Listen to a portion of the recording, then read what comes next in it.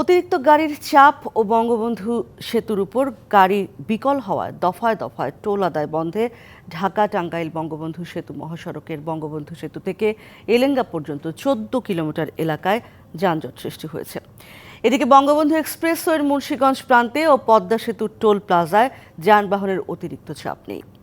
উত্তরের পথে ঈদযাত্রায় ঢাকা টাঙ্গাইল বঙ্গবন্ধু সেতু মহাসড়কে শুক্রবার সারার মধ্যরাত থেকে যানজটের সৃষ্টি হয়। পুলিশ ও সেতু কর্তৃপক্ষ জানায় ভোর রাতে সেতুর উপর যানজটের চাপ বেড়ে যায়। অন্যদিকে কয়েকটি গাড়ি বিকল হয়ে যায়। বিকল যানবাহন সরিয়ে নিতে কিছুটা সময় লাগায় অতিরিক্ত গাড়ির চাপে যানজট সৃষ্টি হয়। এছাড়াও ধারণ ক্ষমতার বেশি যানবাহন প্রবেশ করলে সেতুর উপর যানজটের সৃষ্টি হয়ে টোল বুথের সামনে গাড়ির সারি চলে আসায় বেশ কয়েকবার টোল আদায় বন্ধ রাখা হয়। এতে চরম ভোগান্তিতে পড়েছেন মহাসড়ক ব্যবহারকারী চালক ও যাত্রীরা। যানজট নিরসনে কাজ করছে পুলিশ। এদিকে বঙ্গবন্ধু এক্সপ্রেসওয়ের মুন্সিগঞ্জ প্রান্তে ও পদ্মা সেতুর টোল প্লাজায় যানবাহনের অতিরিক্ত চাপ না থাকায় নির্বিঘ্নে ঈদ যাত্রা করতে পারছেন এই পথের যাত্রীরা। মাওয়া ট্রাফিক পুলিশের ইনচার্জ জিয়াউল হায়দার জানান, শুক্রবার বিকেলের পর থেকেই পরিস্থিতি স্বাভাবিক হয়ে আসে। শনিবার ভোর থেকে এই পথে স্বচ্ছন্দে ও নির্বিঘ্নে গন্তব্যে যাচ্ছে দক্ষিণ পশ্চিমবঙ্গের মানুষ। ঢাকা টাঙ্গাইল বঙ্গবন্ধু সেতু মহাসড়কের সল্লা এলাকা থেকে যানজট পরিস্থিতি নিয়ে আমাদের সঙ্গে যুক্ত হচ্ছেন সে বিষয়ে জানাতে সহকর্মী সোহেল তালুকদার। সোহেল, প্রতি বছরই আমরা এই দৃশ্য প্রায় দেখতে পাই, এরকম দীর্ঘ যানজট। এই মুহূর্তে আপনার পেছনে আমরা দেখতে পাচ্ছি মহাসড়কে বিশাল লম্বা গাড়ির সারি। কি পরিস্থিতি এবং যাত্রীদের ভোগান্তি কিরকম হচ্ছে, কতক্ষণ এই পরিস্থিতির উন্নতি হতে পারে?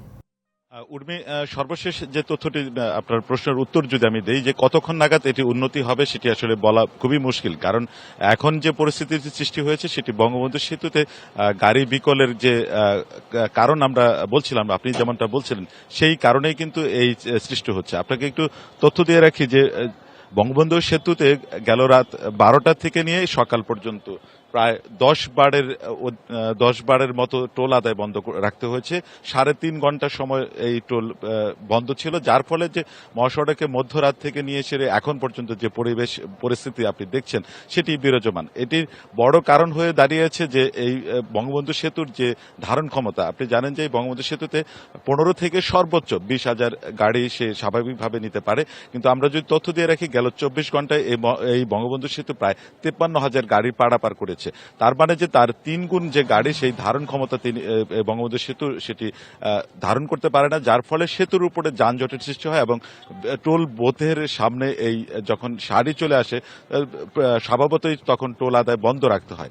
এই পরিস্থিতি প্রায় রাতের থেকে মধ্যরাত থেকে নিয়ে সকাল পর্যন্ত 10 বারের অধিক হয়েছে এবং এই 10 বারের অধিকের মধ্যে অধিকাংশই ছিল যে দুর্ঘটনা এবং গাড়ি বিকল। আপনি জানেন যে মহাসড়কে বরাবরই কর্তৃপক্ষ বলে থাকেন যে এই মহাসড়কে ফিটনেসবিহীন গাড়ি সেটি প্রবেশ করবে না, কিন্তু পণ্যবাহী গাড়ি প্রবেশ করবে না। আমরা যদি একটু দেখাতেই পারি যে যেভাবে যে গাড়িগুলি রয়েছে, এটি যেমন ঢাকা থেকে গরুবাহী ফিরতি গাড়িও রয়েছে, পাশাপাশি কিন্তু যে ফিটনেসবিহীন গাড়ি বা কোলা ট্রাক, পণ্যবাহী ট্রাক, সেগুলো কিন্তু আধিক্য প্রচুর। তো যানজটের যারা নাকাল হচ্ছেন সেটুকু চন্দ্রা থেকে সেই উন্নয়ন কাজ চলমান থাকার ফলে যে এই মহাসড়কে কিছু প্রতিবন্ধকতা তৈরি হচ্ছে এবং সবশেষ যেটি সেই প্রতিবন্ধকতা কাটিয়ে যেটি হচ্ছে যে বঙ্গবন্ধু সেতুই তার নিজের ধারণ ক্ষমতা হারিয়ে ফেলার কারণে বা অতিরিক্ত গাড়ির চাপের কারণে কিন্তু এই যে কাটিয়ে যেটি হচ্ছে যে বঙ্গবন্ধু সেতুই তার নিজের ধারণ ক্ষমতা হারিয়ে ফেলার কারণে বা অতিরিক্ত গাড়ির চাপের কারণে কিন্তু এই যে পরিমাণ গাড়ির স্রোত, সেই স্রোতটিকে তারা রক্ষা করতে পারছে না বা নিতে পারছে না। আপনি আরেকটি বিষয় বলে রেখে উত্তরে এখন যে চাপটি দেখছেন, এই চাপটিকে সামাল দেওয়ার জন্য সেতু কর্তৃপক্ষ যে কাজটি করে থাকে সাধারণত একমুখী করে দেওয়া হয়। ঢাকা থেকে যত গাড়ি উত্তরের দিকে যাবে, উত্তরের সিরাজগঞ্জ প্রান্ত থেকে সেই গাড়িগুলিকে তারা আটকিয়ে দিয়ে এই মুখে থেকে একমুখী করে দেওয়া হয়। আর যেহেতু এই মহাসড়কে মধ্যরাত থেকে যে ভোগান্তির সৃষ্টি হয়েছে, সেই ভোগান্তিতে স্বভাবতই যে প্রতিবার ঈদ যাত্রায় যে ভোগান্তিটা হয় প্রায় 3-4 ঘন্টা 5 ঘন্টা করে এখানে দাঁড়িয়ে থাকতে হচ্ছে যারা যাত্রীদের, এবং এই যারা খোলা পিকআপ যাচ্ছেন এবং নারী এবং শিশু যারা রয়েছেন তাদের বরাবরই যে চরম ভোগান্তি, সেই ভোগান্তি রয়েই যাচ্ছে। উর্মি, অনেক ধন্যবাদ আপনাকে সোহেল তালুকদার।